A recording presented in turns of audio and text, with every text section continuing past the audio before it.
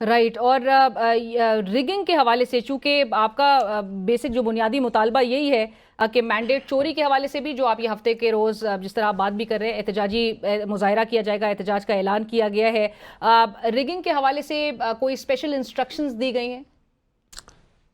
Rigging کے دیکھیں، ہم سمجھتے ہیں فی الوقت تو پورا نظام جو ہے وہ ہمارے خلاف ہے، اور ہم یہ سمجھتے ہیں کہ پوری قوم اور بین الاقوامی کمیونٹی سب یہ جانتے ہیں کہ پاکستان میں 8 مئی کی رات کو جو ہے ڈاکہ پڑا ہے. 8 فروری کو ڈاکہ پڑا ہے، اور اس ڈاکے کے نتیجے میں جو حکومتیں بن رہی ہیں، مثال کے طور پہ مریم نواز صاحبہ نے حلف لیا ہے بطور وزیر اعلیٰ، خود ایم پی اے نہیں ہے، اپنی سیٹ ہار چکی ہے. ان کے والد بزرگوار لاہور کی سیٹ بھی ہار چکے ہیں، مانسیرا کی سیٹ کی طرح.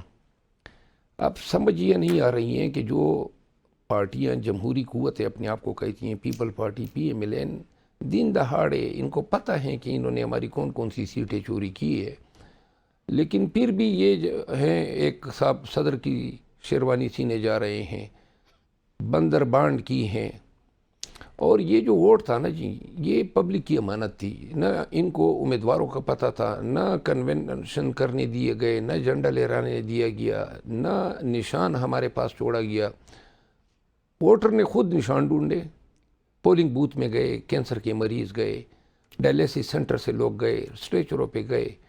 اتنا قیمتی ووٹ آیا، بکسے میں پڑا اور ہمارے امیدوار کو گیا. اب فارم 45 کے بعد فارم 47 مرتب ہوتا ہے، لیکن اس کی بیکنگ پہ کوئی فارم 45 ہے ہی نہیں.